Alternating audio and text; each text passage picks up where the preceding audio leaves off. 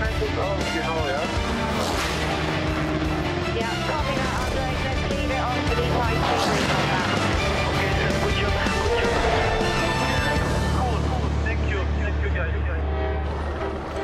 Good afternoon and welcome to France for the 86th running of the Le Mans 24 Hours. The Circuit de la Sarthe host once more to the biggest race on Earth. 4 classes with 60 cars and 180 drivers are about to battle over the world's most evocative, demanding but rewarding circuits that motor racing has ever had. For many, this is the focus of an entire year, but for some, it's the focus of their entire motor racing life. To get even an entry here is something. To get to drive on the hallowed tarmac is reserved for a select few. But to be on the podium is what so many strive for in the world of motorsports. To win the Le Mans 24 Hours is the biggest thing a racing driver can do. Toyota are the favourites this year, but there's so many more LMP1 cars in 2018. Now the race is on. Button, Alonso, Montoya, Maldonado are the new headline drivers here at Le Mans in 2018. Montoya has already won the Indy 500 and the Monaco Formula 1 Grand Prix. Can he make it the Triple Crown in his LMP2 car? Unlikely, but with this race, you just never know, because that is what Le Mans is all about. This is the trophy that they are all gunning to take home, and that's the 2017 trophy being brought up to the grid. The trophy that Timo Bernhard, Brendan Hartley and Earl Bamber won last year with Porsche. This is the FIA World Endurance Championship, the super season. The Spa 24 Hours has already taken place. Here we are at Le Mans, then we go to Silverstone in August, to Japan, and then to China. Next year, there's a 1,000-mile race in Sebring in America, then back to Spa, finishing up here at the 24 Hours of Le Mans in 12 months' time. Therefore, it is that season straddling the 2 years. Here we have a superstar, Rafa Nadal, winner of the French Open tennis just last week, the #1 in the world, 17 Grand Slam titles to his name, the best ever clay player ever in tennis. Here we are on the grid. The cars are all lined up. What a view that we have got. Toby Moody, Julian Porter and Karun Chandok. Karun, you were in this race last year. You were there on the grid just 12 months ago. What are these guys thinking right now? Well, you're just soaking it in. Actually, I like this part when all the crowds, because 20 minutes ago you had thousands of people on the grid. It was absolutely rammed. But now they've all gone. It's just you, your immediate crew standing there in a line. The trophy comes past you. You look to your right, you see the enormous grandstands. And we know here in France they're a very patriotic crowd. And in a few moments we'll hear Les Marseillais, and the whole atmosphere comes alive when the grandstand starts singing it as well. It is a very special feeling. And I think certainly for the drivers who are going to be starting the race, their mind is already on that first stint. Their mind is already on what's the track temperature like, how are we going to get the tires to last, you know, do we do 2 stints, 3 stints? Their mind is already on that. The other 2 guys, well, they're kind of thinking about, have I had lunch yet? Do I need a massage? Have I had enough hydration? They're yet to get to that point. Julian Porter also with us in the commentary box. 3 of us here out of a team of 8 that we've got bringing you the action here in 2018. There's the trophy being brought up to the front of the grid, Julian. What a race we had last year. Can that drama been beaten? I'm not sure whether we want it to be beaten or not, do we? I mean, it was just incredible. But as you said, Le Mans, it's a year's work. And those people who didn't have a successful June last year, they turn around and say, right, 365 days time, we've got to sort this out. And it is a whole accumulation of a massive amount of work as the trophy gets lifted out of the back. And yeah, that's what it's all about. But what's really nice actually at Le Mans, and that's very unique on the grid, is they play the national anthem of every single driver. And every driver feels a bit special, you know, that, hey, they're playing this for me. And we have a Malaysian team on the grid for the first time. Jean Todt, of course, the president of the FIA, who masterminded the Peugeot victories here at Le Mans in the early 90s. Jackie Hicks on the right-hand side, Le Mans legend, of course, with Porsche. So, Yep, the big wigs are here, and Rafa Nadal, I'm sure he's cheering his countryman on, isn't he, Fernando Alonso? Yes, yeah, absolutely. Yes. Will he be the second Spanish winner of this race? Now then, let's go through the 4 classes. This is the GTE AM category, a professional driver mixed in with some amateur drivers, gentleman drivers, call them what you will. That was the 54 Spirit of Race AF Corsa Ferrari. And then we've got the first of our Dempsey Proton Racing Porsches, the number 77 car. Matt Campbell, Christian Reed and Julian Andlauer. That's the black, grey and baby blue coloured Porsche. And of course, in the AM category now, Julian, the Porsche 911 RSR that was new in the top class last year has now cascaded down to the AM category. Yeah, and it's been very, very quick. It really has. And there's the Gulf car. They were second quickest in qualifying. So there's a big battle, and Porsche seem to have the upper hand in that category. And it's a 24-hour race, but realistically, it's a 24-hour sprint now. It has totally changed. So we now await to see the pole position car in the GTE AM category as the French patriotic fans look on, and what a view those guys have got on the start-finish line. Here is the number 88, the Dempsey Proton 911 Porsche, the RSR. It is being taken to that pole position by the Porsche Junior driver Matteo Caroli, Khaled Al-Kabasi and Giorgio Roda. Big pride for Patrick Dempsey, yes, Mr. Hollywood himself, who drove in this race a couple of years ago. Mr. ER, and himself an established racing driver as an amateur, having won his class back at Fuji as part of the World Endurance Championship a couple of years ago. Yeah, it's you get all sorts here, don't you? You get drivers from all parts of the world, and as we hear the French national anthem.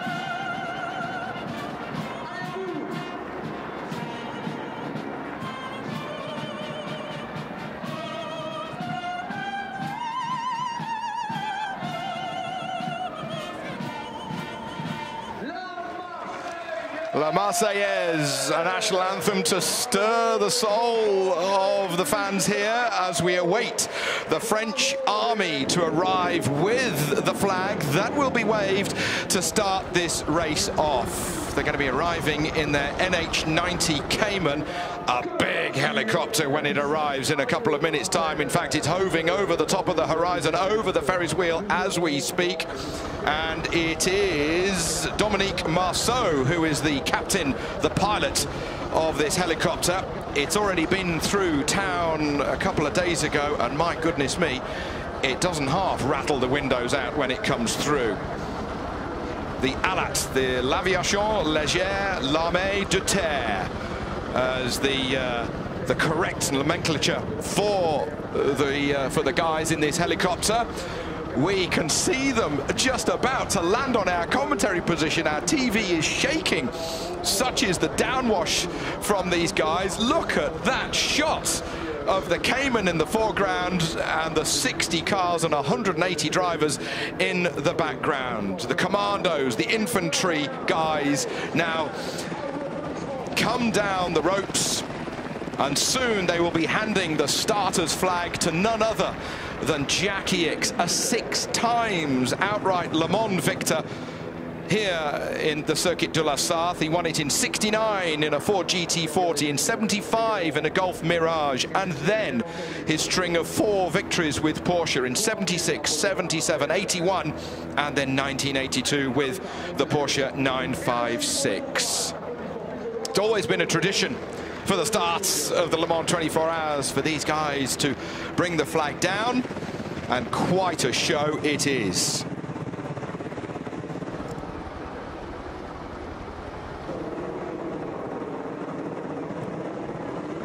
That is quite some delivery that guy has done.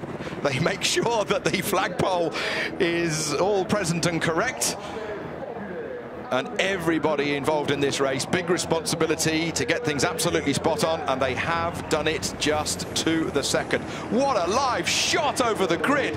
I've seen some shots in motorsport. That's quite something, isn't it? It really is, and I think all the drivers and mechanics and the team personnel on the grid appreciated that, but it is impressive, isn't it? But here we go. Here's the flag, and we are now 20 minutes to the start. Absolutely, it's going to be the start at 3 o'clock here, local time in France. Good morning, good afternoon, good evening, wherever you are around the globe, around the planet, following our coverage throughout practice, qualifying, the warm-up this morning, and now the race itself, the 86th running of the Le Mans 24 Hours. Rafa Nadal on the grid. Michael Fassbender, he's had a quick lap just been given to him by former winner of this race, Alex Wurz, in one of the special prototypes, as the flag is handed to Rafa Nadal. Tennis legend in amongst motor racing legends here at Le Mans. He looks slightly uncomfortable, doesn't he? It is quite something. You sometimes wonder, Karen, you know, he can take the pressure of the Roland Garros or Wimbledon or wherever, but this is something else. I suppose he can soak it all in, the theatre and the drama of a moment, rather than focusing on what he has to do when there's a racket in his hand. Exactly. This is a fun day out for him. It's a huge privilege, and I think Rafa is he's very respectful of world sport. He's very respectful of what's big sporting events and what other great sportsmen are out there on the planet. I know he follows the Spanish MotoGP riders. He's a big follower of Fernando Alonso, and he does follow his motorsport. Now then, let's get into the GTE Pro category. Got a brand new car for Aston Martin, the new Vantage with the lime green colour scheme. It had one of the cars had a big crash here in the test session a couple of weeks ago, but they've completely rebuilt the car and it is all sorted and they are ready for their start. 6 different manufacturers in GTE Pro, and the Aston Martin, the first one that we had a glimpse of there. Alex Lynn, Maxime Martin and Johnny Adam, they're in one car. Marco Sorensen, Nicky Team and Darren Turner in the other car. Meanwhile, here is the first glimpse, Julian, of the brand new M8. It's only done one race, that was at Spa at the beginning of the season. It's their first race with the car here at Le Mans. It is, and huge heritage for BMW. They've come into it and they've got themselves in a real massive battle, haven't they, with their 81 and their 82 cars. And yep, they struggled a little bit in qualifying, and then they got a little bit quicker, and hopefully they will be a bit more on the pace. Yeah, just looking there, guys, the mechanics are wheeling out the tires on the grid. And this is what is unique about Le Mans, is unlike any other race, the cars and the teams are sitting on the grid for an hour and a half. They're out there. But the actual race tires, you can see them being wheeled out. Fritz van Aert and Jan Lammers walking by, and Andre Lotter getting in. He is going to start the race in that Rebellion.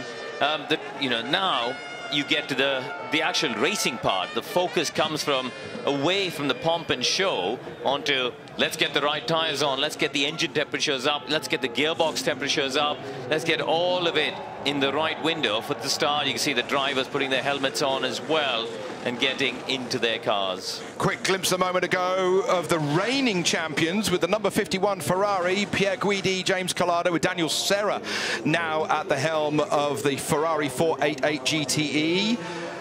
as we then saw a quick glimpse of Andy Priaulx getting in the car, and the first glimpse of the Pink Pig, the retro colour scheme reflecting what Porsche did in 1971 with the Porsche 917. It had extra wide bodywork on it for aerodynamic purposes, and one of the engineers said, it doesn't look that good, in fact it looks like a pig. So somebody said, well, why don't we make it look like a pig with the marks of the butcher's cuts on each corner. They've also got the Rothman's retro livery, similar to the Rothman's Porsche that Jackie Ickx used here in the early 80s, Derek Bell, Hans Stuck, etc. And that qualified on pole position, and a dominating pole position as well with Jimmy Bruni. Stunning time. I was going to say, that car's going anything but like a pig. It is going unbelievably quickly. The Porsches have been the benchmark all week long, really, all through practice and qualifying. It's gone extremely well.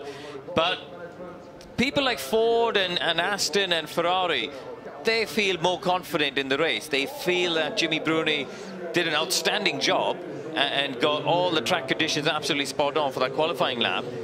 But they think in the race they should be able to put up more of a fight. What a shot. What a view. It is quite something, isn't it?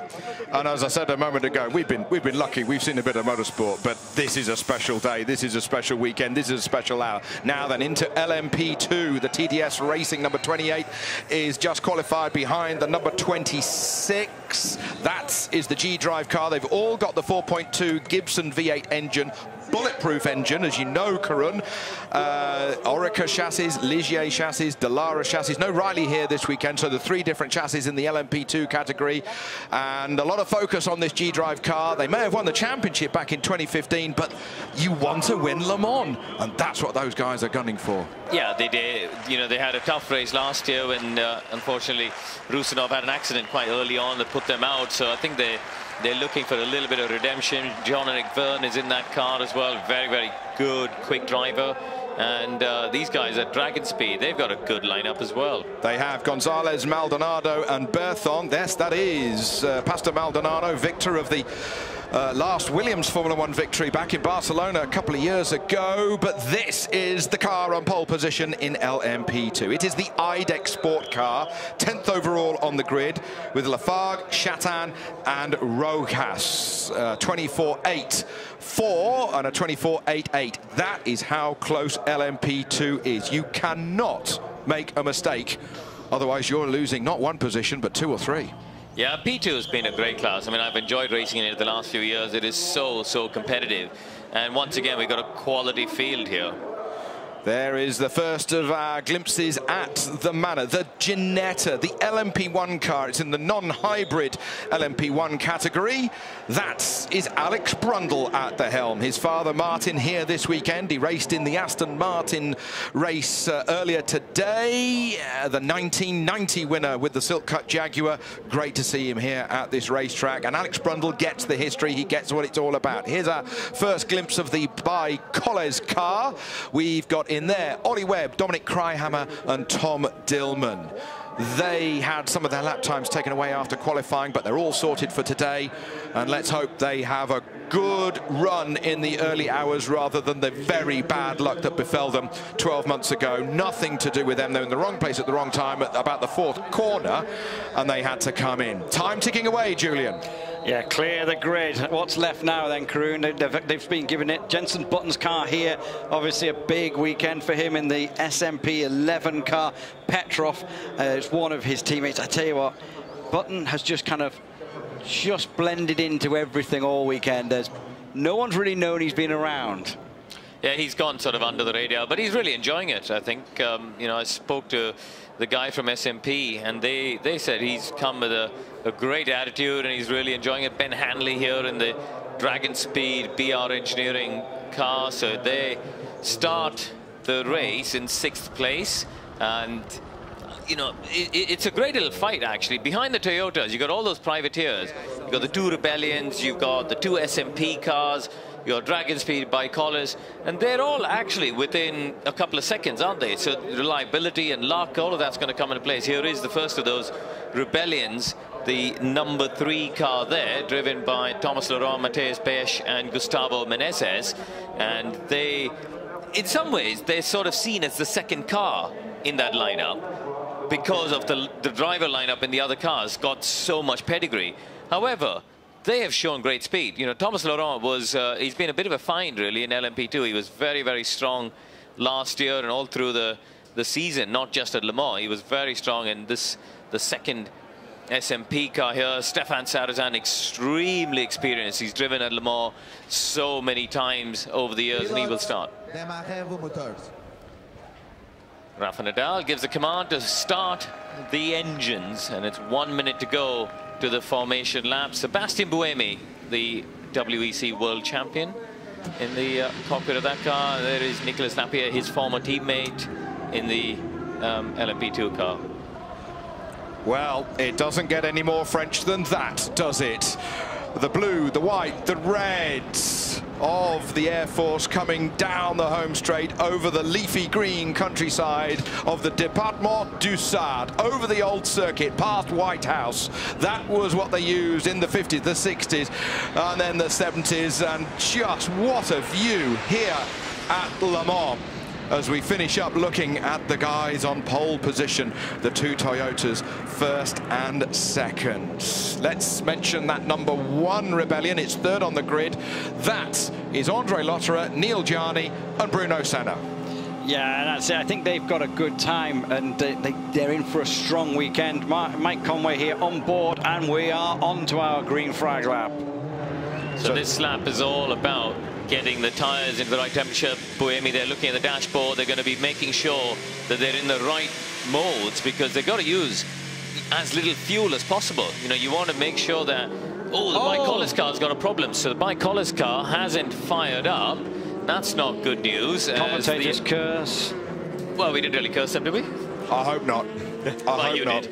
I hope not. Well, yeah, it hasn't fired up. The marshal's standing in front of it. Problem is, they could see there's one of the mechanics still on the grid, but everyone else is gone. And if there's some sort of a software issue, this is not good news.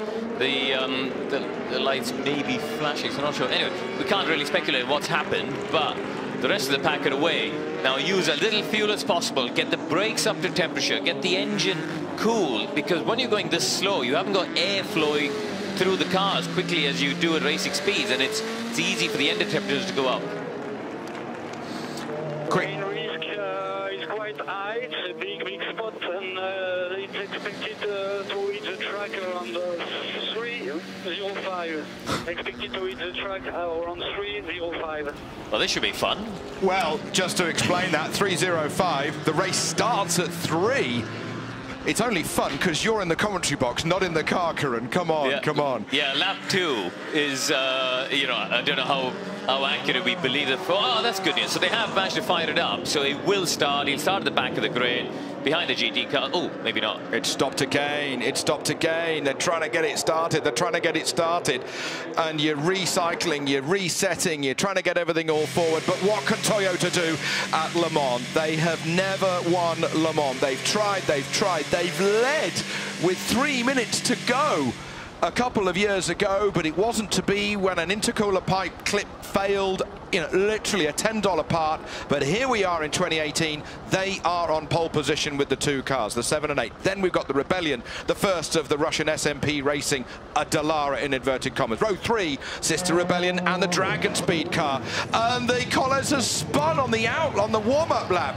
Holy moly, I hope they're getting all of their bad luck out of the way at the beginning. That is pure cold tyre spin. Yeah, a bit of a panicking, bit of cold tyres, and at least it looked like he kept it going. But you're absolutely right, Toby. This is Toyota's race to lose, isn't it? They're the favourites. They've got no other manufacturers competing against them. They are, you know, their 20th attempt at winning this race, and this is unquestionably their best shot. Unquestionably their best shot. Porsche, the 919, has won here for the last 3 years. Last year, it was the eventual 2017 world champions that were victorious in this race. Brendan Hartley, Earl Bamber and Timo Bernhard. Earl Bamber and Timo Bernhard are racing in this race in a sister car to this car here. That is Kevin Estra in the number 92 Pink Pig car. I feel horrible saying pink pig, but it gets the message across because that car is anything but a pig. Yeah, that's it. Kroon said that earlier on. Something else, as you said there about Porsche not here with their P1 car. Also something else a bit geeky. There's no number 2. And the number 2 car won here the last 2 years. So Porsche always carried the number 2 on their car the last couple of years. Yep. I'm looking to see if the number 6 Ginetta got going as well, guys. So that is good news for them. There were some concerns. They didn't do a lap in the warm-up this morning. There was a little bit of concern about their reliability, and I think it's got going, which is great news for the team there. Absolutely. What's going through a driver's mind here, Kroon? Yeah, you've got this long lap, but everyone's weaving to warm everything. You're just making sure, even though you're checking all those systems, you're making sure you don't run into the back of anyone. Yeah, I mean, it's obviously you've got cold tires and cold brakes, and it's just about trying to build up as much temperature as possible. And you know, at this stage, you're also very conscious of the fact that we're so early in what is going to be a very long 24 hours. I know 24 hours can't change in terms of actual time, but it feels like a very long 24 hours. And I think the biggest thing to keep in mind at this stage, races aren't won on the first lap, but they're lost on the first lap. So you've got to make sure you get a nice, clean first stint. Make sure, you know, that first stint is important because you get a reading of where the tires are at, especially with getting a bit of rain. It could be quite good fun. So how much of a mad dash is it then for the first few corners? Because you see them all over the place, and you, as you say, 24 hours to go. Is it jockeying of positions, or is it trying to just stay safe? No, you have to get track position, and you have to go with the train. You know, the slipstream effect can make a big difference. So if you go with the train, it makes a big difference to your pace on the first stint, and every stint counts. So, you know, you've got to have good pace.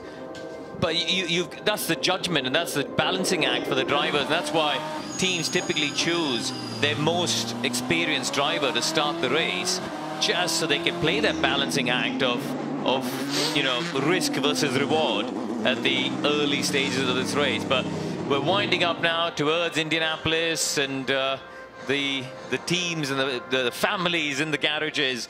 There's a lot of nerves around there. The campsites have now been emptied. Everybody on the side of the track, on the grass banks, and we're now into Arnage, absolutely rammed out there. They'll go through the Porsche curves, and then you'll start to see a 2x2 formation for the start of the race. There is the Porsche garage with the retro color scheme, the brick look, the wooden looked tool chests, the Rothman's car, the truffle hunter, as they may say in German, the pig, because pigs do hunt for truffles.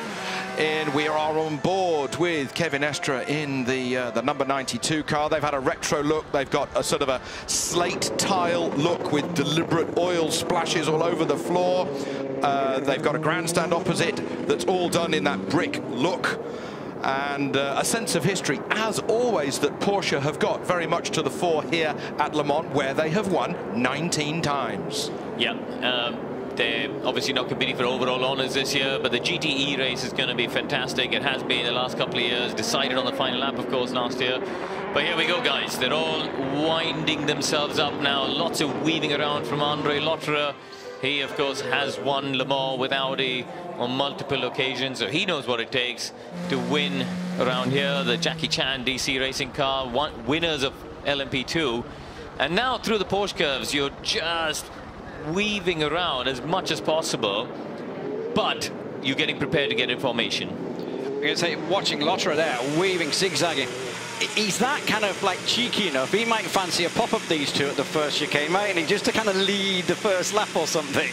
Yeah, we'll see. I mean, the biggest thing is also getting temperature on the brakes, because when you get up the hill, up to the Dunlop chicane, when you hit the anchors for the first time at speed, you've got to make sure that the brakes are there for you. Coming out of the Porsche curves, there's been some safety modifications there over the winter as the hand gets towards the top of the clock here on the start line. Rafa Nadal going to be waving these guys off. The world #1 in tennis. We'll see those two Toyotas come into view. It is Sebastian Buemi in the number 8 car, Mike Conway in the number 7 car, heading the other 58 cars behind him. as they just now can come into view of the final chicane. The tension rises. Who can win Le Mans? Who can join the history books? Who can get their name in the history book for 2018? Who can have the joy, and who is ultimately also going to go through the heartbreak, the pain, the tears, the emotion of something going wrong? We ride on board with number 11, the SMP racing car. That's Vitaly Petrov. Too much behind. So we come through the last chicane of this warming up lap. The tension rises. There's nothing more that the teams can do. It's all down to the drivers for this first 45-minute stint at the Circuit de la Sarthe. The Le Mans 24 Hours for 2018 is about to get underway. The flag is waved and we are go!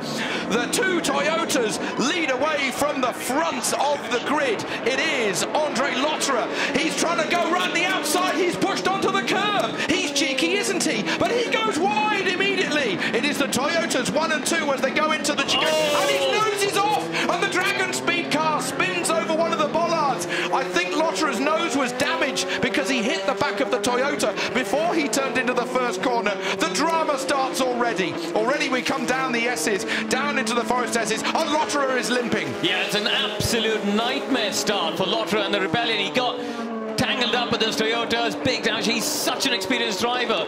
Didn't expect him to make that sort of an error, and really the Dragon Speed car, you know, just an innocent victim. But the LMP2 battle now, they've got a slipstream from this Rebellion. It's absolutely madness when you get down to the first chicane. So that is the leading LMP2 car. That goes through. It looks like the I-Deck car. We are on board with Andre Lotterer. You can see the front wheel on the right-hand side. He's got no downforce. He's going to be understeering. Meanwhile, in GTE Pro, it is the Porsche number 91 that leads here at the moment. It's Jimmy Bruni ahead of his teammate, Kevin Estra, in the pink car. Then we've got the Ford. Then we've got the Ferrari alongside the Ford into the first chicane. The Ford GT number 68 goes through. Cheekily goes through. That is Dirk Muller. He's on to the second part of essentially the three-part Mulsanne Straight. It was 3 miles, 5 kilometers in length before they put the chicanes in. One of the yellow cars, was that an Aston? Was it a Corvette? Ran on. It was one of the AM cars, in fact. Meanwhile, the leaders of this motor race are still the Toyotas. It's Sebastian Buemi from Mike Conway going into the Mulsanne corner for the first time. What did I say about Lotterer maybe having a go up the inside of the first chicane? But the thing is, actually, I think he got a better run even before they got to the braking zone, and he tagged him even before they got on the brakes, and you can see they're still driving around without that front bodywork, and he's created a bit of an artificial chicane, hasn't he, for all these LMP2 guys trying to get past. And obviously Andre down the straight can, you know, he's going to be faster than them, but he's got to be careful. That Dragon Speed car who he drove into is now making a recovery. Now then, this is the number 11. That's Petrov going past Brundle there. Going past Alex Brundle. Brundle had a great start in amongst it all, didn't he? He did, and he avoided it. I was amazed everybody got through. Yeah, exactly. I think you said the right word, avoided it. When the Dragon Speed car got collected by Andre, you know, Alex chose the right path through all of that, and this is a great battle. This is for 4th position in the GTE Pro category. The North American run Porsche with the black, red and white nose is behind the Ford number 68. We're riding on board with the Porsche, looking back at the Ferrari 488. The flat 6 howling its way up the gearbox towards the Porsche curves. 1, 2, 3, 4, 5, 6, and there is the College car. It started dead last, and it's already in 38th position. Guys, Conway's taken the lead. Mike Conway has passed Buemi somewhere out of our sight, so the number 7 car now leads at Le Mans, which is, I'd be interested to see if that was a strategic move or if perhaps Buemi made an error or something, because it was in the final sector of the lap, which is not traditionally a place where we see overtaking moves done. So down the hill they come. That is the battle for 3rd. In there is Stefan Sarrazin. Sarrazin in 3rd position ahead of the number 3 Rebellion, Thomas Laurent, the 20-year-old. an absolute star, not just for the future, but of today. He won the Road to Le Mans series a couple of years ago. He drove Le Mans last year in an LMP2 car. He wowed many people, including me, and he's got a great run. There you have it, first, second, bit of a gap, third and fourth. Andre Lotterer got a lot of catching up now to do, but if anybody can, him, his teammate Gianni or Bruno Senna can. Yeah, absolutely. But this is, you know, this is going to set them back. I know it's a 24-hour race and there's lots to catch up, but you're already on the back foot. You know, and this first stint, as I said on the formation lap, it kind of sets you up for the rest of the race. And if you're already on the back foot, trying to see... They're not in a hurry. No, that's what surprised me. I mean, you know it's a nose cone. You've seen virtually around the whole lap. I think they wanted to check if there's suspension damage. You know, you can see the nose there going on our shots, but I think they wanted to check if there's any suspension damage because, you know, the car's got to run safely more than anything else after this. Dragon Speed out in front of LMP2, but there's a big bit of drafting going on. Yeah, Paul-Loup Chatin there in the slipstream as they head to the second chicane. He's got Loic Duval, another highly experienced French Le Mans star behind him. Duval obviously a winner here with Audi in the past, and he's now stepped, I don't like using the phrase step back into LMP2 because the cars are very, very quick. Ooh, this could be further bad news, guys, for Andre, because there's an investigation about the incident between him and the number 10 Dragon Speed car, which is understandably for the incident at turn 1. We'll see what happens. Yeah, poor Andre. I mean, he just had a bag of understeer. You know, the thing wouldn't turn potentially. Who knows? Who knows? Yeah, but if you've got damage, then maybe you need to back out of it. And Nadal, let's get a replay of this. Now watch here. So look at Andre Lotterer. He's got a bit of a gap, and now he's gunned it. Now the Toyota on the right-hand side gets, you know, we're on board with that number 7 Toyota. Now he gets off the line.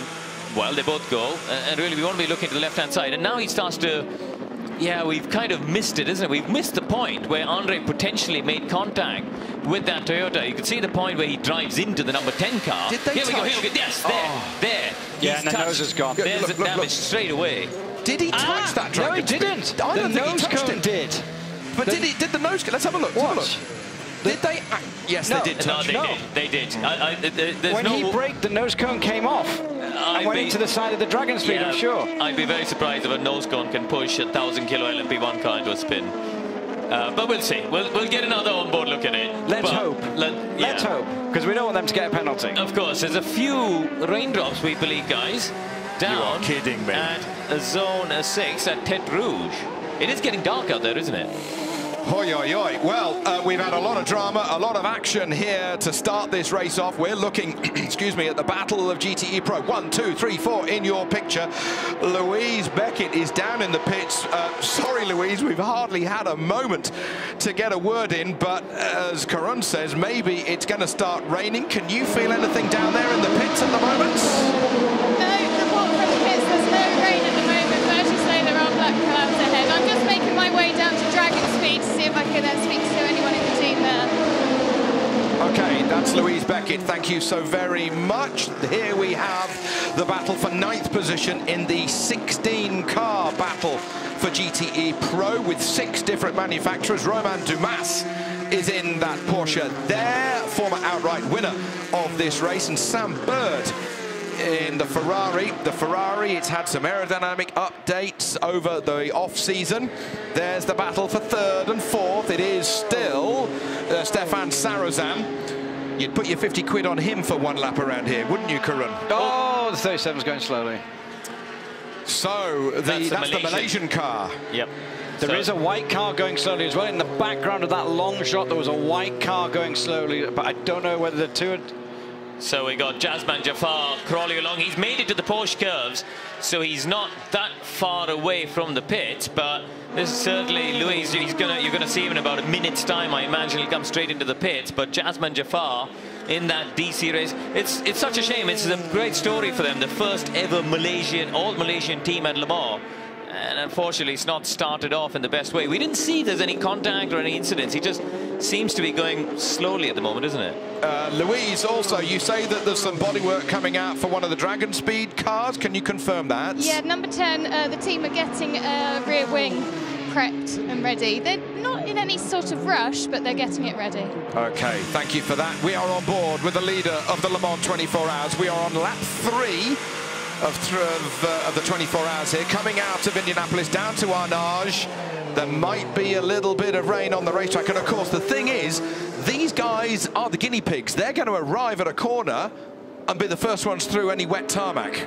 Yeah, that's right. It's always tricky, but they also have the benefit of having more downforce than anybody else, and downforce is your friend in these conditions. They've got hot tires, and that's going to help them to just navigate it. But I think at this stage, as we see the number 37 Malaysian car come into the pit, the track has been declared wet. Julian, I mean, you can see out of the commentary box window better than us. I'm not seeing it raining outside here where we are in the pits, is it? No, I can't see anything here, but they are saying it's like between Mulsanne Corner and Indianapolis. It's in that area. Oh, there's a bit of a battle going on for GTE Pro here. Look at this as we ride on board with Kevin Estra.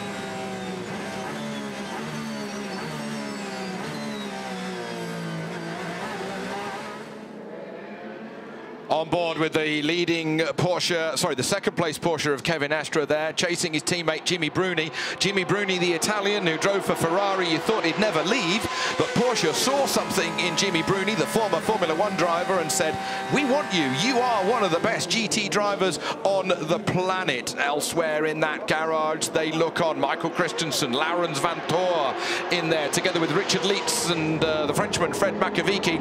The pink pig of Kevin Estra is all over the back of the Rothman's car. These Porsches have been nigh on untouchable here so far this weekend, but as we saw last year, it probably will come down to the very last lap. 6 manufacturers down to the last lap. You couldn't script it closer. No, you couldn't, and this is a full-on fight, isn't it? This is drafting and then trying to outbrake here. I mean, as you say, we're 12 minutes in. Well, I wonder if Porsche, they've spoken internally and said, you know what, guys, let's draft each other and pull ourselves away from the pack, as that 37 car is in the pits and is run by the Jota team, who've obviously been very successful here in the past, former winners of LMP2. But I wonder if you were, if you were Porsche, the management, and then you got the Ford Chip Ganassi cars behind them, just tow each other along. You got to survive the first 20 hours and then race the last 4, haven't you? So, as we all know, you're racing Le Mans as a circuit and as a venue and as a race as much as you're racing other people. Damage on the front of that Ford GT. On the front left, it's had a bit of a whack, hasn't it? There's a light cluster hanging off and being held on by nothing more than a bit of wiring loom. On the front left, there's a panel that's popped out as well, which is in fact one of the lights. So it's had a bit of a knock somewhere. First and second is Porsche, then third and fourth are the Fords. It is the Ford number 66 and the Ford number 68, Stefan Mucker, Dirk Muller, third and fourth at the moment. So what you're saying there, Green, is they're right up behind each other, but just don't try and overtake. Just keep it going. We'll follow each other through here. Yeah, exactly. I mean, the guy in front shouldn't have to be defending the inside into the chicane. So we'll get a look at it here. So you see from on board the Kevin Estra car, looking at the back of Jimmy Bruni's car, heading towards the first Mulsanne. And the same with the Toyotas. They want to tow each other along. And if you're in the slipstream, you can lift and coast more, you can save fuel, and if you know the guy behind you isn't going to attack, then automatically the car in front can do the same as well, lift and coast and save fuel and manage the brakes and the tires. And it is a very advantageous position to have your teammate right alongside you in these early stages. But Mike Conway, he's driving so well this season. I think he's been one of the standout performers of that Toyota lineup. He was brilliant at Spa alongside Kamui Kobayashi, and they were unlucky to have to start the race in the pit lane. But Mike is a seriously good driver who, because he's quiet, he's understated, he's not very high profile, he doesn't really talk too much out of the press and this, that. So he kind of goes under the radar in that whole lineup of high profile drivers, as we see Andre Lotterer there in the Rebellion. They're passing the Fords to the left and making progress, so he's making his little recovery. He lost a minute in the pits there, guys. He's now 32nd out of the 60 runners and riders that we've got in this motor race. He is at the moment 34, hang on, gap, 2 minutes or so behind the leader. 2 minutes. The lap times of the leaders, 3 minutes and 18 seconds. We've got a slow car on the racetrack on the run down towards Indianapolis. That is the battle in LMP2. That is the Algarve racing car with Patterson, and we got Tracy Crone in the line. Lead change. The number 8 car's gone back ahead, slipstream through. Yeah, so again, I don't know if it's strategy. We didn't see the first move. We didn't see whether, you know, Buemi let Mike past earlier, and now the other way around. So again, if they're smart, they let each car lead maybe 2 laps at a time, and doesn't just each one gets the opportunity to sit in the slipstream and lift and coast and save fuel. So yeah, I could see. Look at, if you heard that there, let's try and listen in at Mulsanne. If we stay on board, I'll keep quiet at that point. But just listen for when he comes off the gas. Oh, we missed it there. But you know, Mike in that number 7 car came off the gas at 170 meters before the chicane. Now, normally that second chicane, you can brake at about 60, 70 meters. So he's doing 100 meters of coasting to save fuel there. Unfortunate problem for the Yorkshire-based Manor Ginetta. It's dropping down the order like a stone. It's limping back to the pits. Mike Simpson at the wheel of the number 5 car. Maybe that's why the white flag. This is a replay of the start for GTE Pro. The 2 Porsches running away with things, followed by the Ford and the Ferrari. We ride on board with Kevin Estra. Jimmy Bruni having a great start as Rafa Nadal, the world tennis number 1, waved them off to start the 2018 Le Mans 24 Hours. On board with the Ford GT, they got through the first corner okay, unlike the Dragon Speed car that was collected by Andre Lotterer's LMP2 car. And this was Jimmy Bruni threading the eye of the needle, thinking, hello, there's been a bit of action going on in front of me, but now he's got a clear track as the prototype streaked ahead. So Lotterer's cleared all the GT cars now. He's got ahead of Bruni and Estra, so he's now at the bottom of the prototype class. 2 minutes 9 off the leader, but I think more critically, he's 1 minute 57 behind the first non-Toyota, shall we say. He'd be mega mad, won't he? Oh. Well, he was up for it at the beginning, which is why he was having a go, as you predicted, Julian. Yeah, he was having a go. This is a replay of the first lap of the race, the GTE Pro cars. Then we have the GTE AMs. That looked like Ben Barker, Matteo Caroli having a bit of a moment, and also the Bicolis car cutting through. Timo Bernhard, the outright winner of this race last year, just on the right-hand side. He's driving one of the regular liveried Porsches. It's the 94 Porsche 911 RSR, together with Roman Dumas and Sven Muller. A few race victories in that car, aren't there? Now we're back live down the Mulsanne straight. It is Porsche 1 and 2. Then we have got in 3rd position the Fords, 4th position the Ford, Patrick Pilet in the number 90. Get your teeth in. Number 93, sharing it with Nick Tandy and Earl Bamber, also outright winners of this motor race in the past. Yeah, it's a pair of Porsches, isn't it? And then a pair of Fords in that pro battle. But there's a big queue of them behind, isn't there? Wow. Oh, we believe that the Dragon Speed car, yeah, I can see on the graphic, they have pulled the number 10 car into the pits, so I don't know if they've had damage from that first lap contact. It's certainly not a scheduled stop. Lap 5 is very early in the first stint to be pitting, so that isn't good news for them. But the number 5 Ginetta, Toby, you mentioned earlier the number 5 car in the pits as well, so they're in the garage, and they've I think they Yeah. Well, Anyway, let's have a look at this. Yeah, exactly. Got a lot going on. Well, Louise, we'll come to you in a minute. Look at this, the Ferrari coming down towards Indianapolis, getting past the American run Porsche 911 RSR. We ride on board with number 93.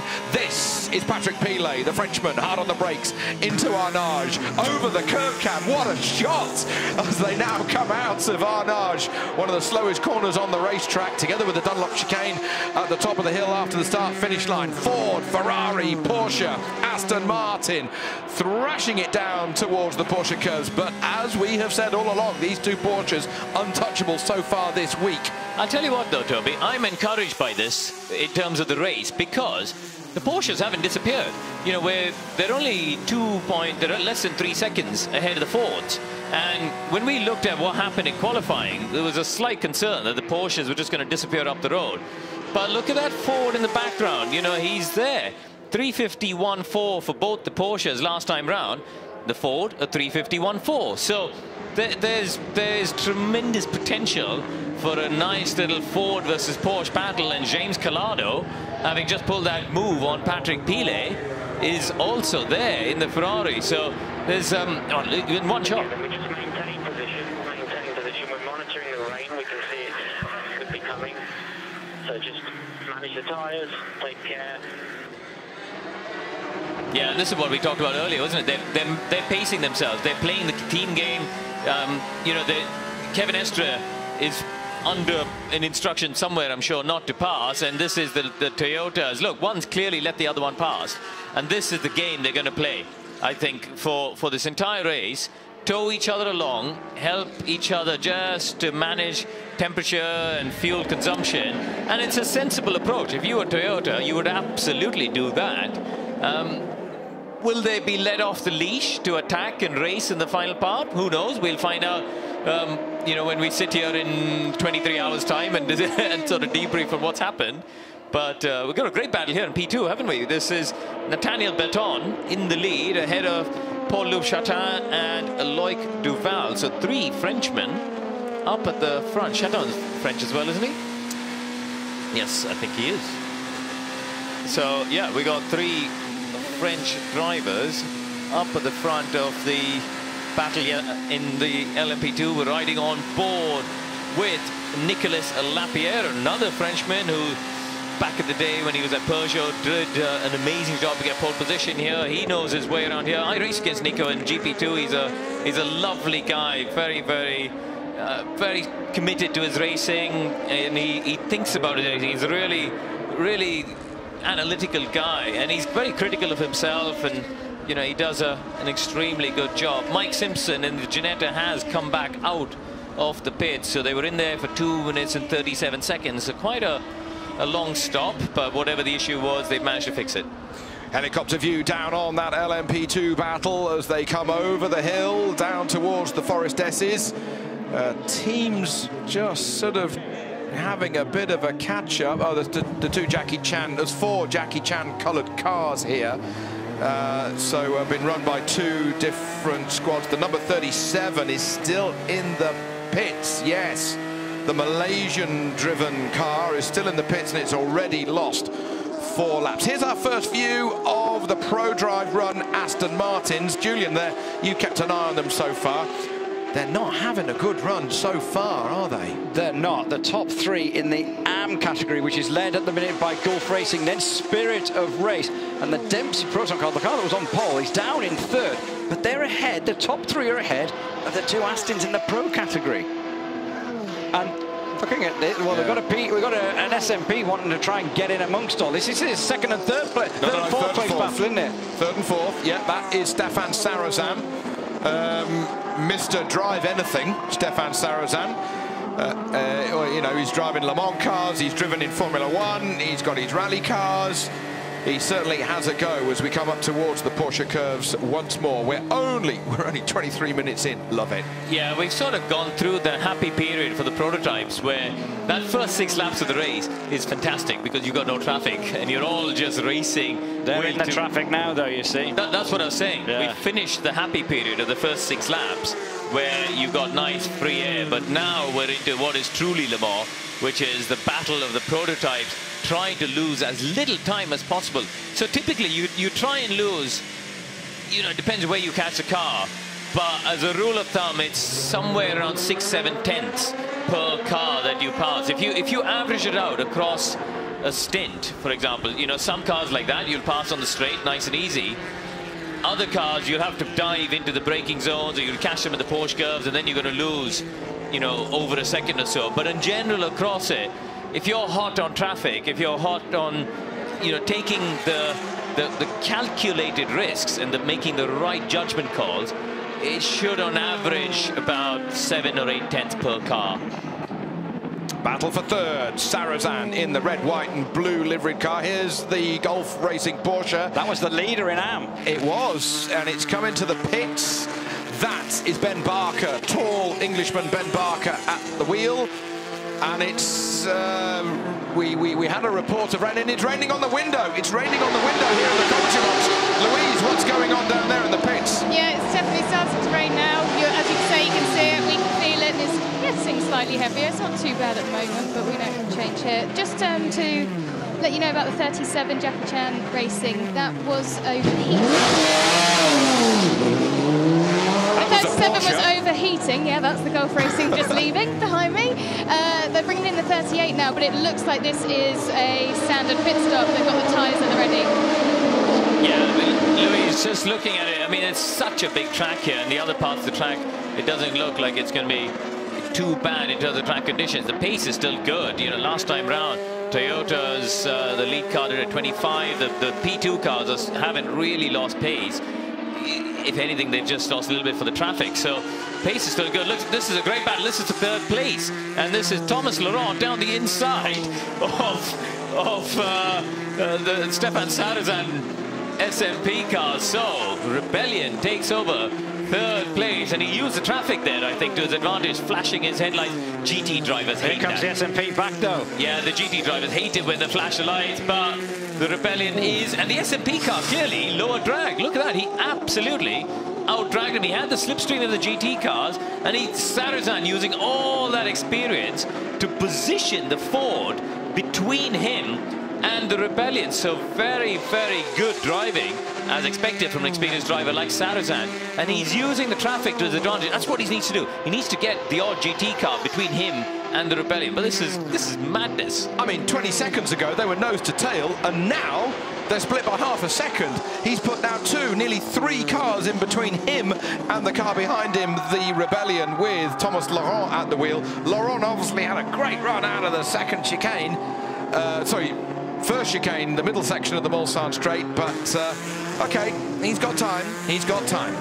Yeah, if you're the following car, it is difficult in traffic, because this is exactly what happens. You know, in the space of those four corners, you know, he's lost 2.2 seconds to the SMP car, and that, you know, he was ahead. But just look at the gap already, and that is the experience of a guy like Stefan Sarrazin, and that's why SMP benefit from someone like him. I'd be interested to see when people like Jensen and Fernando get in it, you know, how they deal with the traffic in a way that the prototypes have. And they, you know, it goes around both Porsches at the Porsche curves. That's a standard move for a prototype to do, because the GT cars hold the inside line. The prototypes, that's the only place in the Porsche curves that you can actually pass, because you've got more downforce, and you're just able to carry the momentum around the outside. Look at this, nose to tail, absolutely nose to tail for the lead in LMP2. We got 1, 2, 3, 4, 5, 6 cars. And that's bunched up, hasn't it? When we last saw them, the first three were just away from each other, but now those other two come back in, probably due to those P1 cars trying to get in amongst them. 6 cars covered by less than 3 seconds in LMP2. Here I've been harking on about how close GTE Pro's going to be. I've got it wrong. It's LMP2 that's even closer. And it's actually 7 cars. I missed seeing Gomendi there in the background, so he's in there as well as the number 3 car. That was in third when it came in. Remember, that was the one in the battle. Yeah, fourth. He was behind the SMP. Oh, Sarrazin just got him, hadn't he? Yeah. So he's back in the... He's in the pit. This is his scheduled stop, I imagine, lap 8. And we're looking at Mark Patterson, isn't it? So what's going? Yeah, that's Patterson versus I don't know who's in the white car there. That's the number. The Labra car, yes, Ricci. We're on board with the Signatec Alpine. This is Nico Lapierre coming over start-finish line. Nico Lapierre at the moment in second position in LMP2. He's in the blue car there, chasing that black and red LMP2 car.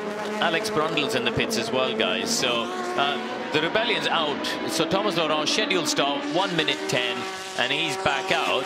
The Brundle car is still in the pits, so I'm not sure if that is an issue or it's a scheduled stop. It is early for a scheduled stop, isn't it? I mean, we're pitting. Normally, we'd see them go to lap 10. Maybe they come a couple of laps early to avoid the traffic. The privateers are allowed to do maximum of 10 laps per stint. Toyotas will do 11. But yeah, Alex Brundle is out of the pits now, 1 minute 18, so a bit of a slower stop, but at least he's back out there. And they've had minimal running. They did the prologue for the World Endurance Championship back a couple of months ago at Ricard, and then there was all sorts of financial problems, not of their doing, which meant that they didn't do the Spa 6-hour race. They did the test here a couple of weeks ago, so it's been a bit in at the deep end, but they've done a sterling job at Ginetta to get into this motor race. Just looking at P2, those leading cars all came into the pits. They're all together again, and they're all heading out of the pits. So has anyone made anything up? TDS, IDEC, Jackie Chan. It could have been a real interesting pit stop section. Yeah, but we need to wait and see, because the lead two, you know, Stevens, Lapierre, haven't yet pitted. I'll tell you what, guys, here, that Ford has chipped up, hasn't it? 1.5 seconds now. You're in behind the two Porsches. He's creeping up on there. So if I look at the GT battle, it's a great fight. Leader of this motor race in the pits. Yeah, the number 8 car's in, but we've got, as I said, we've got 10 GT cars within 10 seconds. The number 8 car into the pit. So interesting, Toyota staggering their stops. They haven't, despite the fact that both cars have got the same fuel capacity and the same fuel allowance and regulations, they've chosen to stagger the stops. So we're going to see the number 7 car probably pit on the next lap, but yeah. And they've stopped after 9 laps out of the 11 that they can do with their fuel allocation, energy allocation, as it leaves the pit box under pure electric power. Some 400 horsepower of electric motor power that they've got in that car that kicks in together with the 500 plus horsepower of the internal combustion engine that they have mounted behind the driver. So the number 8 has come in. We expect the number 7 to come in on the next lap. It's 13.6 kilometers, just under 8.5 miles around this racetrack. So yeah, so let's let that stagger unravel. Yeah, just on the Jackie Chan number 37 car, I believe they had an engine temperature issue. The temperature was too high, and they've been trying to figure out why and whether something is blocking radiators or whatever. I think the car is back out on track now, so it is back out on track, which is good news, but they've lost obviously 5 laps in the process. That adds up, Curran, from what Louise said into our ears earlier, that there was a, quote, terrible smell from that number 37 Jackie Chan car that has come into the pits. It's back out, as Curran says, but it's lost 5 laps. So engine overheating, not good at all. Here is GTE Am Fishy, Giancarlo Fischer-Keller in the silver car with the red stripes down the front of it. Leads from Matteo Cairoli, the Italian, from the Dempsey Proton Racing car of Campbell in the number 77. This is LMP2 action running on. He's going to go around the island. That's what he can do. That's the United Autosports car, the number 32, Hugo de Sadalier, Will Owen, and JPM, Juan Pablo Montoya. They can go around the road traffic island European style to the left and then rejoin the racetrack without having to do a 3-point turn or go into the gravel or anything. There is the United Autosports sister Ligier, Phil Hansen, Albuquerque, and Paul de Resta. That is Nico Lapierre. That is the G-Drive car. As you said earlier, they're all coming in and going back out. Yeah, we'll have to see how it all shakes out. They're all short fueling. They've all short fueled for the first stint and pitted a lap or so earlier than they would have done otherwise. Here is the Rebellion. This is number 1 car. Yeah, he's got back ahead of Brundle now, hasn't he? So Lotter's made a recovery into 7th. He's chipping away at it. I'm just trying to see if Jean-Eric Vergne in that G-Drive car, I don't think our graphics updated yet, but I think he might have snuck up a few places there. He's a smart cookie, Jean-Eric Vergne. He's currently leading the Formula E Championship, heading to the final round. He's raced obviously in Formula 1 a lot, so very experienced. But look at this now, the GTE battle. Toby, your pet category and prediction for the closest race is starting to come true, isn't it? Well, I think that LMP2 battle is quite something. Here we have it. Bruni from Estra, from Muller, from Mucker, Porsche, Ford, James Colano, reigning world champion in the World Endurance Championship with Ferrari. We're riding on board with one of the 4 GTs. This is the number 69 car. We're riding on board looking at Ryan Briscoe, should I say, side by side, opposite lock, running out of road for the yellow flashes on the Ford. He manages to get away with it, but only just. He's got the BMW trying to go around the outside. That's never going to work through the Arnage corner. Look at it. Ford, Ferrari, Corvette, BMW making their way up nose to tail towards the Porsche cars. Are we going to get 16 cars get to the end of this race? Not with current form. Something's got to make contact. Yep. It's great, isn't it? They're just shaking their heads. I mean, but there was there's another bump as well. Yeah, Briscoe there in the 69 car, banging wheels with the number 61, which is at the... Who's that at the BMW at the moment? It's Farfus, sorry, the 82 car. Augusta Farfus behind him. So, yeah, really feisty stuff at this early phase of the race. The leading Toyota has come in, by the way, Mike Conway, and he's now back out behind Buemi. I'm not entirely sure what's happened there, but Mike lost 8 seconds. Here's the replay. Look at that.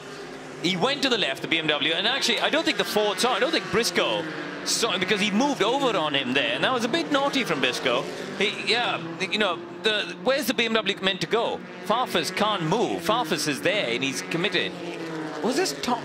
Sorry, it was Tomczyk, 81. It was Tomczyk that, my apologies, that was in that car. And he, where was he supposed to go? He's on the edge of the track. And actually, the Ford just moved over on him.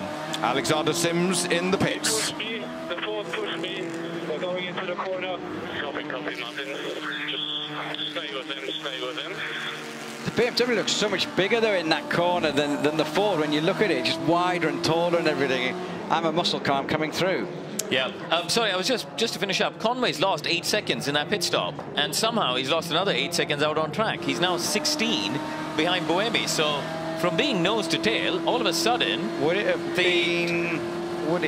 for some reason done a? No, because the fuel takes the longest, doesn't it? Yeah. No, so that's what I'd say. We haven't seen it, but he's now 16 seconds behind. But here is the battle: Tomczyk versus the number 64 Corvette with Oliver Gavin, and he does him down the outside. Round the outside. It's Martin Tomczyk's first Le Mans 24-hour race. The DTM superstar chasing hard. There is the rebellion. It's in the LMP1 class this year. Don't think it's part of LMP2. It rushes past those GTE Pro cars. Here is the leader of this Le Mans 24-hour race. It is Sebastian Buemi. He is 17 seconds already ahead of his teammate Mike Conway.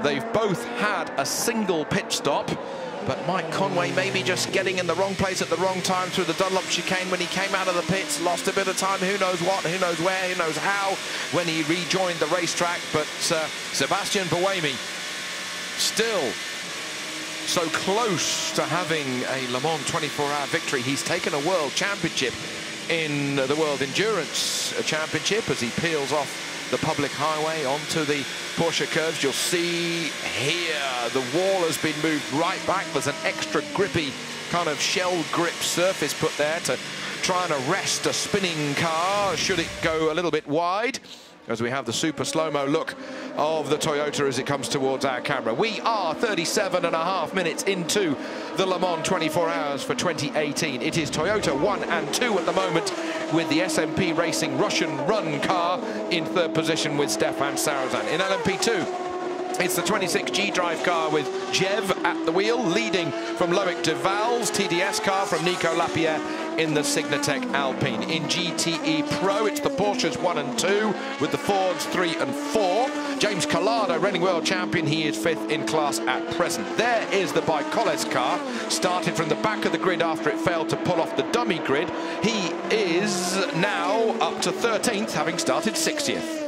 Just looking at Andre Lotre, obviously he had a first lap incident and a long pit stop to fix the bodywork, but he's making a pretty good recovery here, guys. He's now a minute and 36 off the lead, but quite more importantly, he is only 47 seconds behind Sarrazin in the 3rd place SMP car. So that's good progress from Andre Lotre and that rebellion. That bodes well for later in the race. He's bringing himself and that car back into contention and into play in this race now. Spirit of Racer still out front with Giancarlo Fisichella in the AM category. It's the 88 Dempsey Proton Racing, which is in 2nd. They've got an Aston Martin between them on the road, though. So the GT guys are now starting to come in. Kevin Estra is in. The Fords are in. Andy Prio, Briscoe, Tomczyk is in. Gavin is in. Villander's in. So we're starting to see the first round of pit stops in the GTE Pro category. So well, let's see how that shakes out. Interestingly, Porsche have split the strategy. Bruni's still out on track, and as a Ford, they've left Muller. They left Muller, Mucca, and Collado stayed out in the Ferrari as well. So a split strategy here, which is unsurprising, because actually, if you look at how close the two cars would have had to park in that pit at Porsche, if they pitted on the same lap, they would have lost time. So the smart thing to do is to split them up. And the same at Ford. You know, when you get 2 out of the 4 cars in, split the strategy by a lap.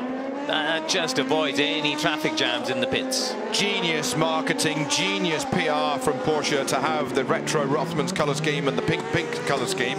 Not so genius. It now appears that all 3 of the pink pig Porsche drivers have exactly the same pink pig liveried crash helmet with the same pink pig liveried overalls, so they all look the same. So we have to wait until they come out of pit lane to see who's in the car. But I can tell you it's Michael Christensen who's taken over from Kevin Estra, but I only know that because I've looked at the screen. Do you think he's got some sort of bet about how many times he can say pink? I got a feeling he has, yeah. He's got some sort of betting pool going on here that I feel we've missed out on, Julian. I'm sure he has, but I mean, what a battle though, everywhere. Yeah, the Toyota's up and away. You know, you're talking about Conway losing time. He's dropped another second or so as well, so he's back on track. He's not even he's there or thereabouts, but he's dropping just a little bit.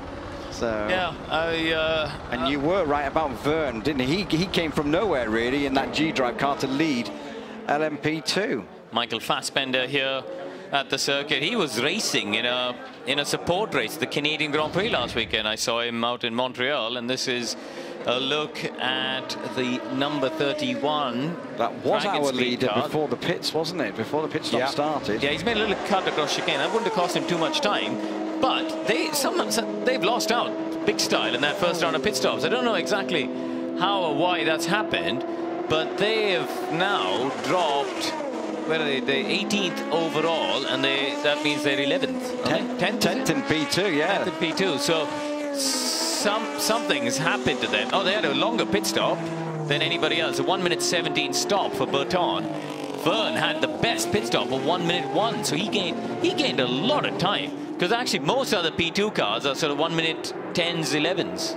Yeah, 1 minute 1. That's comparable to one of the Toyotas, which has less fuel to be taken on because it's got its hybrid power. So I wonder if they've short-filled the Jev car, because then it'll be out of sync and it'll have maybe a cleaner run to the pits. And maybe track position. No, I think it's track position. Now, sometimes in P2, when you're in a battle with other cars, you're losing time, and then as a driver, you get on the radio and say, look, we need to do something to give ourselves a bit of free air because we have the speed and pace to go quicker.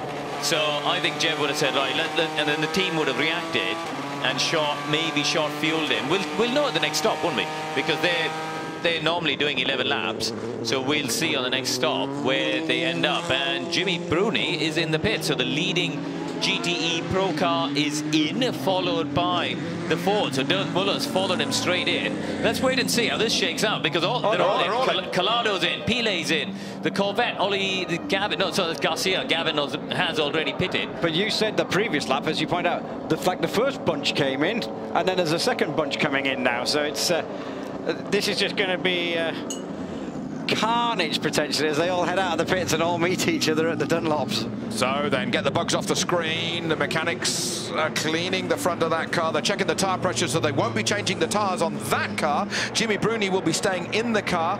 That looks like James Colado's car. Yes, it is. Sister car coming in right along in front of him. That is Davide Rigon, Sambird, Miguel Bellina coming in with the 71 car. So will we see who can be quickest on the fuel? Driver change in the 82, Louise is reporting. Oh, away goes Bruni. 93 car was very slow away, struggling to pull away there. There's the 82. That's so Farfus started in that 82 car, didn't he? So they've obviously changed to, we'll find out in a second as they come across the beacon. But right, let's see where it's all shaken out here, guys. And they've taped up the front of that Ford that was damaged, remember, with the tape. Just quickly before you speak, Julian, the investigation between Andre Lotterer and Ben Hanley at the very first corner of this race, no further action. It was a racing incident, and I think that's the right decision. So the 92 car has got Michael Christensen now in it. I didn't actually, sorry, I completely missed the fact that they changed drivers. But they... Pink pig line that I gave you? They're in the lead. I was just lost in the amount of times you said pink pig. But wasn't really paying attention to what you were saying. But yeah, they've now taken over the lead. The Bruni car has dropped behind Dirk Muller. That's the key point I was about to make, is that the Ford has now slipped in between those two Porsches. So this is shaping up nicely there. Bruni's made a pit stop, though, 6 seconds slower than the Christensen teammate car. So that 6 seconds was lost in the pit stop. Which is strange, considering the Christensen car changed drivers and the Bruni car didn't. You know what I mean? Like, so normally, if there's any delay in the driver change or something, you'll see it happen there. Yeah, but it's full fill. Must be maybe a fuel difference, or frankly, it could just be a simple thing that one car didn't pull away as well. But we saw the 93 car struggling to pull away. But Bruni's car moved, stopped, moved again.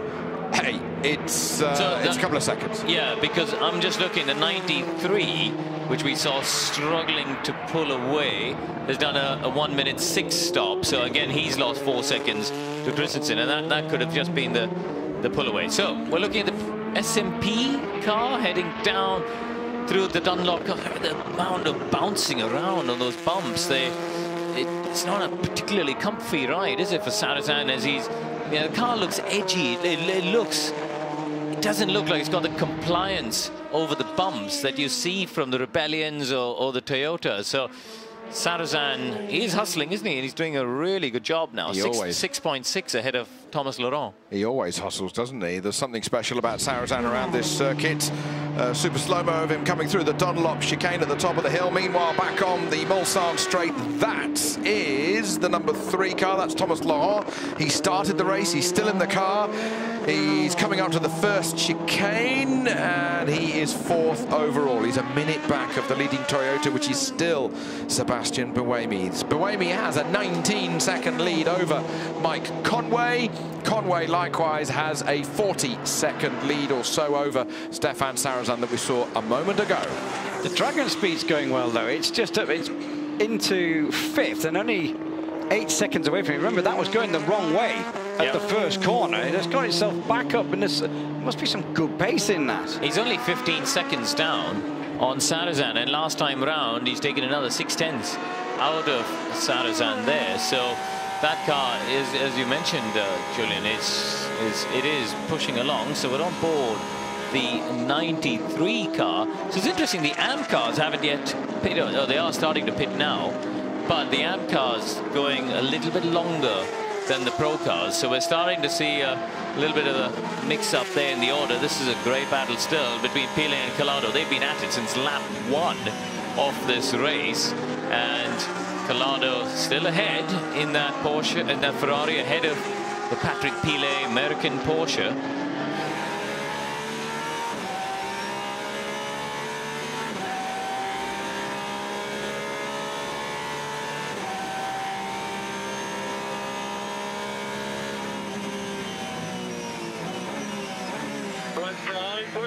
It's crazy.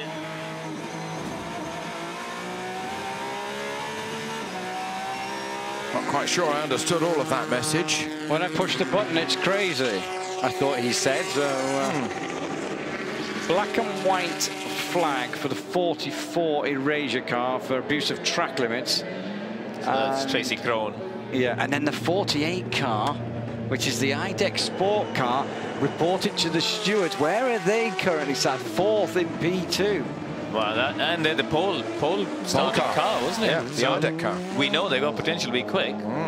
So then, and that's the thing at Le Mans. You know, the rules around the pit stop, they can trip you up. You know, it's the small things like you're not allowed to have excessive wheel spin on the launch. You know, the number of mechanics over the red line. If you've got one too many guys who a mechanic who chooses to clean a windscreen or a mirror, and that's all it takes to get you a penalty. It truly is a team race, this one. It's not, you know, the drivers do their thing, but there's a lot of other stuff that happens around the pit stops, and just getting the cars in the right window legality-wise is so important. Just looking at Pro there, that is the second place car there. The number 91 car now has got a massive lead of 4.4 seconds. Well, no, but the 90. Oh, yeah. Yeah, you've missed the two leaders actually.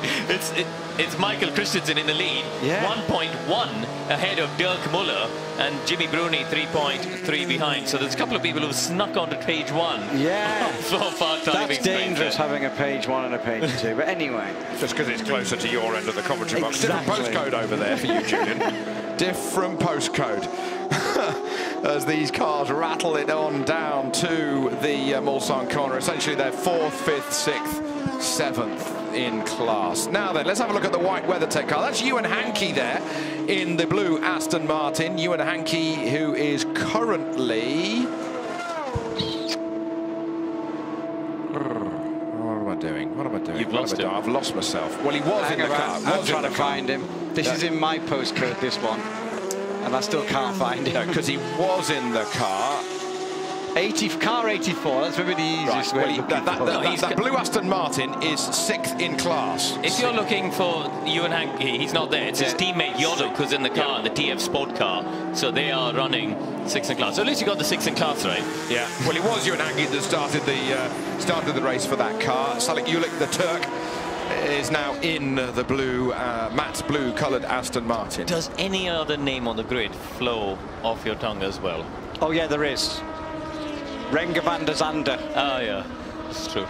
That's my favourite name this weekend. Is that your pick? I think Salik Ulik wins my bet for the name that just flows the easiest. That's good. I was looking at those classifications. That's not good reading, is it, for Aston Martin? 16th and 17th in GTE Pro. I think they've had a tough build up to Le Mans. It's a new car. They haven't yet got it where they want in terms of the balance of performance. For those of you at home who don't understand, in the GT category, all the manufacturers have some sort of performance equivalency formula, I should say, where they have different weights and because they've all got different cars, different engine sizes, things like that. The regulators apply different rules. So we should see. Luis, there's a great battle out on track. Collado has snuck past Patrick Pilet, but I believe you got some news in the pits. Okay, Louise. Yes, I just spoke to Kevin Estra. Sorry, I can barely hear you down here. The number 92, he said where he thinks that changeover happened in that pit stop was the number 91 had trouble getting out. It is a busy pit lane, as we've seen, and the cars are close. Sorry, Louise, to crash over the top of you. We got our first visit to a gravel trap here. That That's the Keating Motorsports, the number 85 car. Ben Keating, Blake Molen, Lucas Stoltz. It's the Dutchman at the helm, and he is limping back to the pits, just being a bit careful on the exit of the Porsche curves. You're never going to have a slow-speed accident. Here we go. Oh, lost it on the entry. But that's very surprising to me, because Blake Molen is, well, he's an incredibly experienced campaigner. He's been at this race, and frankly, he drives more races than any other racing driver I know on the planet. This is his 13th Le Mans, and for him to make that sort of an error this early in the race is a little bit surprising for me. On board with the Toyota, coming down to the Mulsanne corner as he goes through the right-hander up towards Indianapolis. That's the number 8 car leading this race, 20 seconds ahead of the number 7 car. That is the all-Dutch Jumbo squad. The Jumbo squad in the 29, Frits van Aert, Guido van der Garde and Jan Lammers. That is in 9th position at the moment. Guido van der Garde currently behind the wheel. Ben Hanley's come back into the pits. Now, obviously, he pitted early, out of sync from everybody, so he's now done his 10 laps. They're 5 laps out of sync from everyone else. He's brought the Dragon Speed car in.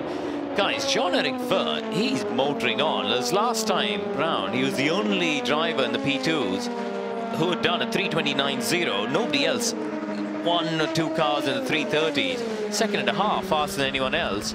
His lead in LMP2 now up to 8 seconds over Loic Duval, so he's really pushed on since that first round of pit stops.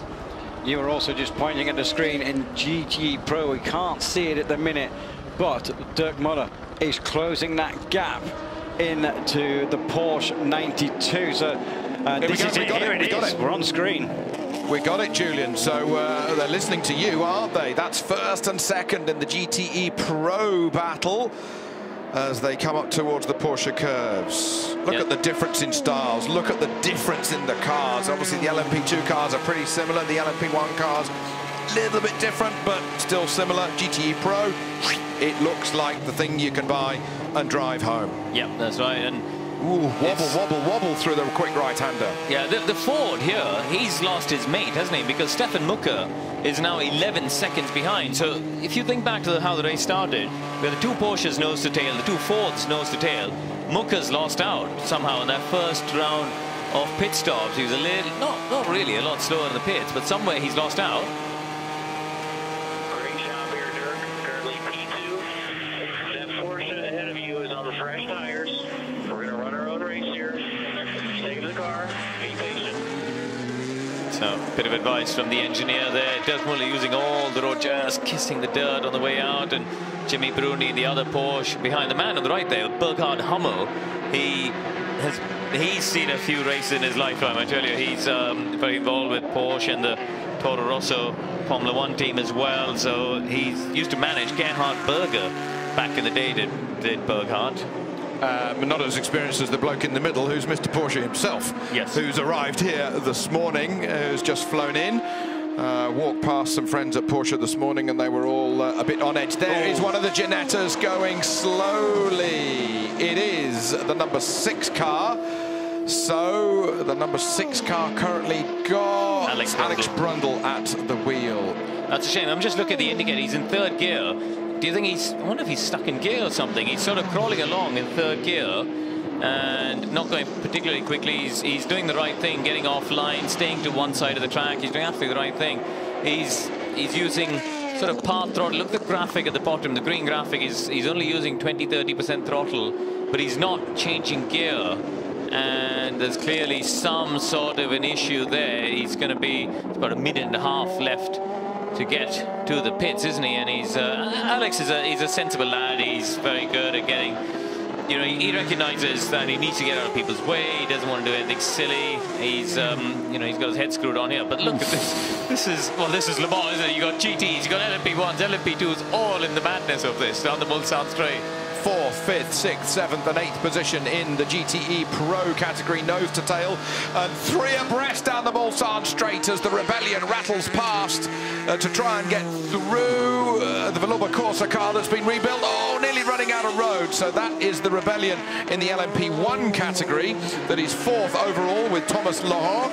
He's getting past the Villova Corsa car that had that crash in final qualifying. Great to see that that car has been rebuilt and is in this race. Touch wood for those guys so far. Yeah, this Corvette now coming down the inside into Mulsanne. This is super close. It is super close, but the Ford has the final say as it gets on the anchors into the right-hander. Mucca and Garcia.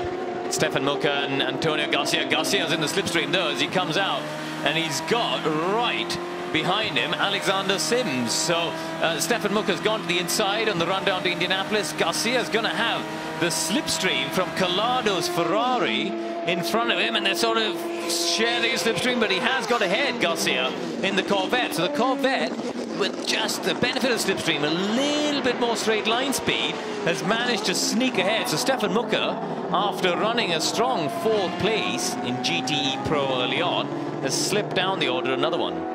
Into Arnage, he looks, but you're not going to get through there with the similar kind of performance in this GTE Pro category. I remind you that leading the class at the moment is Michael Christensen in the Porsche from Dirk Miller. They're split by 1.1 seconds. These guys then are in, as I say, 4th, 5th, 6th, 7th position, some 12 seconds back from the outright lead in the GTE Pro class. Alex Brundle's made it to the pits, Toby, so that's good news for him. And, you know, the Genetta guys will be straight onto that to try and understand what's gone on and what's happened. Up at the front, Buemi still leads. Conway now 18.8 seconds. So the number 8 car clearly with the advantage in this early phase of the race. And in P2, Jean-Eric Verne now has got a lead of, what are we looking, about 7 seconds. So that's sort of maintained. Loic Duval has pegged him at about 7 seconds. But Duval, in turn, has now made a gap of about 7.5, 8 seconds to Nicolas Lapierre. How close can a Corvette get as they come out of Arnage corner, accelerating hard away? We've had our first hour here at the Le Mans 24-hour race for 2018. These guys make their way up towards the Dunlop curve once more. I remind you, this is the number 82 car. This is Alex Sims. He's 8th in class at the moment, chasing the Ferrari in front of him. Stefan Mucca in the Ford, Antonio Garcia, James Collado, Pile, Jimmy Bruni is a little bit further up the road to the tune of some, what is it, 6-7 seconds or so. So the Corvette coming through onto the Mulsanne straight once more as the G-Drive car rattles past on its way forward. Yeah, as we're riding on board here, the number 82 car. This has been a fantastic battle all the way down the Mulsanne straight. It's Alexander Sims. We got blue flags here down at the chicane. We're on board the 67. This is Andy Prio going down the inside of another car. I'm not sure who that was, but yeah.